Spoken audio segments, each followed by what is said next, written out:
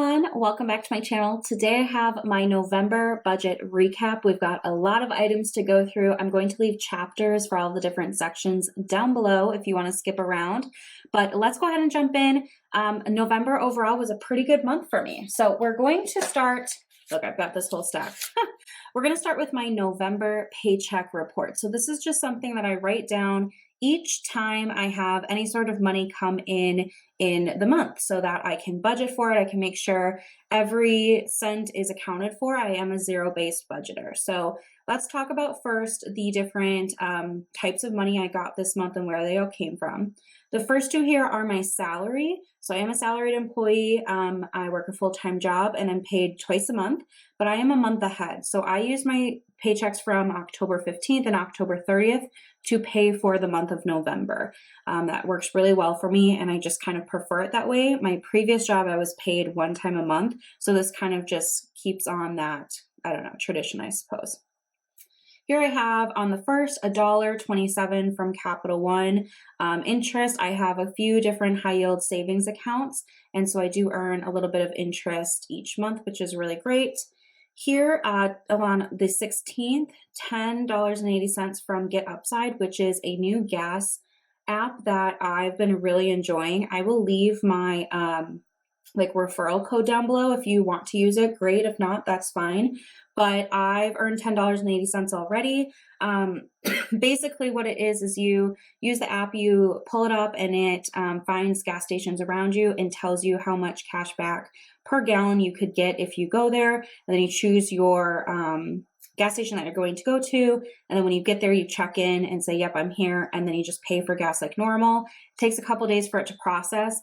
But I've gotten anywhere from, 20, 13, 10 cents off every gallon that I'm pumping, which is really helpful just to shave a little bit of money off of the cost of gas. So I do believe that the code gets you, I think it's like 15 cents extra, like on top of whatever normal cash back that they're offering for your first tank. And then I get a little bit of kickback too. But anyway, I just discovered it. I really like it. On the 30th, here is my Betterment account. I have a taxable account and my Roth IRA there, and I made 24 cents in dividends. Here is $4.18 from my boyfriend. We do split some expenses. I do most of the household, like grocery shopping and, household supply shopping and stuff like that. Also this month, we did kind of do like a Target run, or I guess I should say I did, but we both needed like kind of some new clothes for the winter time. So the biggest thing is he just needed like more boxers. So that gets added to the tab and we just figure it out at the end of the month. So $4.18 from him. And lastly, my Capital One credit card is the credit card I use for most of my expenses. And I earned $37.28 in cash back this month. So in total, my income was $4,827.12. And 9.68% of it is what I consider passive. So for each of these items I asked, did I have to exchange like hours of work or effort to earn this money? And if the answer is no, then I consider it passive, but everybody kind of has different definitions. But very happy with the 9%. So here is my budget. I did go through my November budget together. I share that every month so I can link that. And I just did my December budget if you want to see what my plan is. So today we're going to be focusing on the actual and the percentage columns here. So if you see a checkbox or a check mark, I should say, that means that it's exactly the same. So a lot of my bills are exactly the same because I know what they're going to be, and then therefore that's what I budget. Anything that is lower than I budgeted, up here, I put in green, and anything higher is in pink, but it reverses when we get to the funds. So we'll get there when we get there. Kind of highlights in parentheses is where my boyfriend's money kind of allocates and goes, just kind of helpful to see it here. So really proud that my grocery budget is under budget this month. I did do $4.50 because we were out of town for Thanksgiving, but we still were under that. So this is his share, but this is the total for us for the month. Gas is under as well. Again, I feel like 60 is pretty steady for me, but this might have to change in time. But again, that gas app is really, helpful. Spending, is always over budget, to be honest, but $762.20, $125.80 coming from my boyfriend there. So as far as percentages go, I'm really proud that my expense category is under 60%. That's like really good for me. And it's fun to track this percentage and kind of make goals. So very, very pleased. My goal was 65%, but I smashed it. As far as funds go, pretty much everything is above what I budgeted, which is a good thing. My incidentals just down a few cents because I had to carry it down to my cash flow, but overall pretty good. And 35.26% of my money went to my different funds. Next is investing, pretty standard here as well. 3.17% went to investing. And then lastly, we have the cash flow. So I did cash flow my 2022 planner. I use the Golden Coil planner because you can customize it. I freaking love it. And I did purchase it while it was on sale for Black Friday. So I budgeted $80, was actually $80.51. So pretty dang close. I just pulled this from the incidental fund, which is my cushion fund. But I always order my planner around Black Friday because there's typically a sale and it gives it enough time to ship and get back to me before the new year. So yeah, they had a 15% off sale this year. So 1.67% went to this cash flow category. So that is the budget. Like I said, a lot of green here, which is a lot of good, positive things for my budget. All right, next we're going to take a look at my sinking fund update. So these are all of the different funds that I share with you guys. I do have a few others that are a little bit more private that I keep to myself, but let's talk through these. So annual is up. I actually didn't have anything come out this month, but my next big thing will be my AAA membership. So I just have that noted here, and that's kind of the last thing for the year, I believe. Miko's up, that's my cat. Incidental, down a little bit. I did need some new wiper fluid and blades now that it's winter time and we have snow and ice. That's important. And then also just a little bit of overage with that cash flow. Vacation is down, but not empty. We celebrated Thanksgiving in Berlin, Germany, which was fabulous. I had a really nice time. If you want to see my Berlin budget, I have a video for that. And also on my Instagram, I have a stories highlight if you just want to see the photos and videos I took of the trip itself. Beauty fund down a little bit. I did participate in the Sephora VIB sale, which I kind of was waiting for all year, and that was great. Gifts is up, opportunities up, home down a little bit. I did purchase a few winter candles at Target when I was there. We just really love candles in our household, so I did pick up a few different like wintry scents. Okay, so here's where we're going to do a little bit of math together. This is where I calculate my savings rates, and I calculate two different savings rates because there's kind of a debate if you should include the principal payment to your mortgage or not. So I just calculate both for fun. So the different steps I have here, A is in blue, and I tried to color coordinate this month to maybe help. So let me know if that does help or not. A is going to be the difference in my funds. So kind of like the difference in the cash on hand. So here's the total of my funds from November. Here's the total from October, and the difference was a positive 482.66. So that means I saved and actually held on to an additional 482.66, which is helpful because you can budget, $300 for vacation, but if you spend it, you didn't actually save it, it's not still with you. So I like calculating that. B is going to be in my investing, and I have two columns, one for the contributions and one for what I earn, and the different accounts I have. So all of this together is $640.56. And then here is my mortgage principal. So this month I paid $355.90 towards the actual balance of my mortgage, which is fabulous. And lastly, we have the total income. And this is a little bit different than the take-home income that we looked at on my budget. So this is the take-home income, but my 401k and my HSA account both come out of my paycheck before I get my paycheck. And I count these numbers as savings in my investing category. So I need to make sure I include it in the total income so that my percentages are accurate. So we're going to come down here a little bit and do some math. So here are the numbers. So I have 462.66, that's A, plus B, plus C, because this is the one including the mortgage. So this is 1479.12. And I'm going to divide it by that total income and multiply by 100 for my percentage. So 27.83%. Oops. That's pretty good, you guys. I'm very, very happy with that number. So let's do this again over here. This time it's just going to be A plus B. I'm not including that mortgage. So that'd be 482.66 plus 640 56. So $1,123.22 divided by 5314, 61 times 100. 2113%. I am very, very happy with those two numbers. All right, so here is my overview sheet. This is kind of like the first page in my notebook that I see for the month. So I have just kind of that wrap up of the total income, how much was passive and active. Here I have the different percentages of the categories of my budget. Here I just wrote in the savings rate, and I do calculate my year to date. So 17.5% and 11%, which is kind of a fun number there. My total consumer debt is $0. I did pay off all my credit card debt earlier this year, so that's been really nice to be able to write it at zero month after month. And my next biggest goal is to fund my emergency fund. I share with you guys the percentage, not necessarily the dollar amount, but I'm 42.94% of the way there, and we are going to fill in a coloring tracker for this in a little bit. Here's my net worth change. Also don't typically share this, but I'm up 3.29% over last month, which is always good to see a positive number. And here's my current mortgage balance, $146.39. I've paid off 8.72% of my mortgage, and I own 26.98% of my house. So officially over a fourth of my house, I can say is actually mine between the equity and everything. So that's very exciting. So we're going to pause here. We'll come back to do the reflections and goals at the end.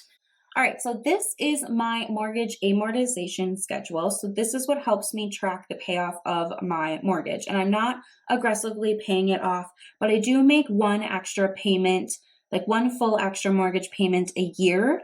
And the easiest way for me to do that is to split that one payment into 12, so that I'm just putting a little bit extra on each month. And right now I'm putting about $72 extra a month towards my mortgage, which is definitely snowballing. So that's what this is tracking. So this column here is for the interest. So if I wasn't making any additional payments, I would have paid $483 in interest this month. But because I've been making extra payments since day one of my mortgage, I only paid $472.73 in interest this month, which is still kind of a nauseating number, but it's better than 83. I was only supposed to pay $269 towards the actual balance of my mortgage if I wasn't paying extra, but I actually paid $355.90. Here's the balance I should be at if I wasn't making extra payments, and this is the balance I'm actually at. So what we're going to do is we're going to highlight any milestone that we have surpassed. So my current mortgage balance is $146,039, which is definitely lower than $146,119. So we're going to highlight here. 146 is not quite lower. I only highlight when we are lower than, this number. So I only got to highlight one this month, but this allows me then to count. So I'm 1, 2, 3, 4, 6, 7, 8, 9, 10, 12 months ahead on my mortgage. So I'm a full year ahead of where I was supposed to be, which feels so good. And it helps me kind of validate each month that paying the extra $70 or whatever it is on my mortgage is actually worth it. And I can see it, slowly building on itself. All right, so this is a newer tracker. I'm going to do one of these next year, but this is Margaret's Money, my retirement savings goal. So my full name is actually Margaret, but one of the tips I've learned in my financial journey is when you think about saving for retirement, it's a lot easier to think about your future self when you give your future self a name. So I go by Maggie, but maybe when I'm, like 70, I will go by Margaret because I'll grow into the name. So it's just helpful for me to put a name to my retirement savings. This year, my goal was predominantly to pay off credit card debt, to work on my emergency fund, but I didn't stop contributing to retirement. So my goal is $6,000 in contributions for the year. And so down here I have November specifically. So I put $100 in my Roth IRA, $187.50 into my Roth 401k, and $327.82 in my HSA. Now, I know that the HSA is not technically a retirement account, but that's my plan for it, is I'll cash flow health expenses and end up using this as a retirement account later on, as long as nothing crazy happens. So in November, I put $615.32 towards my retirement, which makes my new total $5,124.45. So I kind of drew a little bit of a line here. This is where I'm estimating I will be on my tracker down below, and I'm going to color this section in.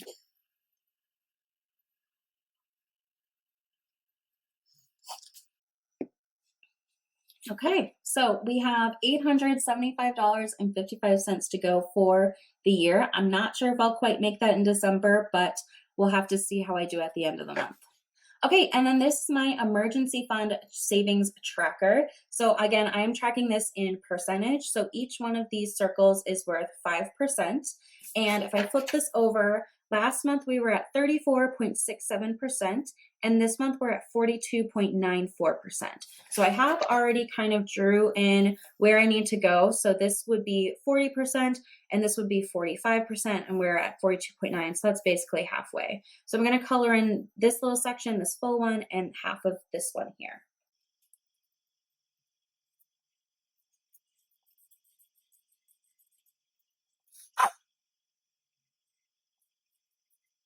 Okay, so there we go, all colored in. It's looking good.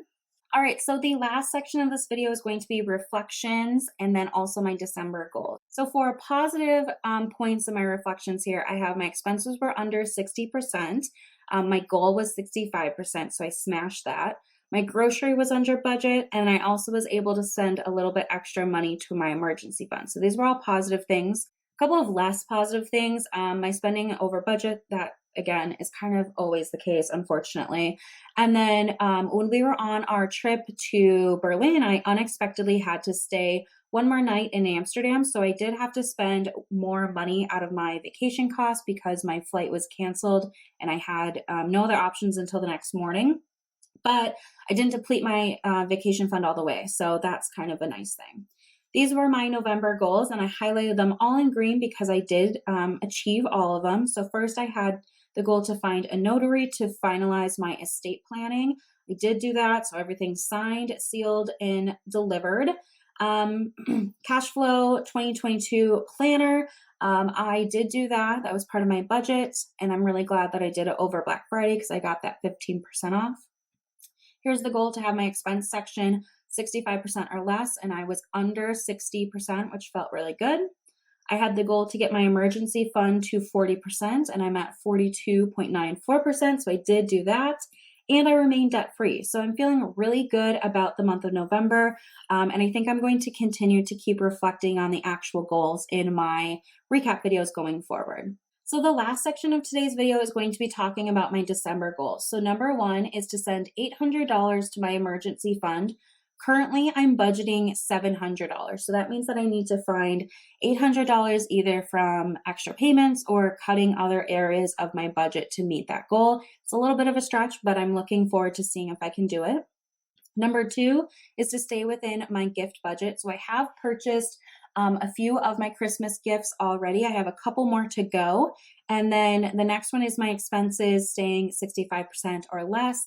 I'd love to be, below that, but I think this is a good goal to kind of keep things like pretty level right now.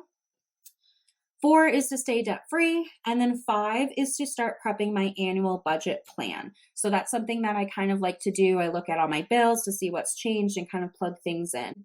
But I am going to do a end of the year video, like my annual wrap up with like percentages from the whole year and different savings rates. But I would love to know from you guys, what other metrics or things would you like to see in that video? If there's certain numbers or certain things that you're interested in, please let me know. I'm kind of like trying to get a few other ideas. I'm not sure exactly what's going to be in it, but I have a few things, but I just feel like I wanted to see if there's anything else you guys wanted to see. So that is it for me. I hope you guys enjoyed. Please let me know how November went for you. What are some reflections, highs, lows, and maybe a goal or two for December? I'd love to hear from you. But that's going to be it for me. Thank you guys for tuning in, and I'll see you in my next one.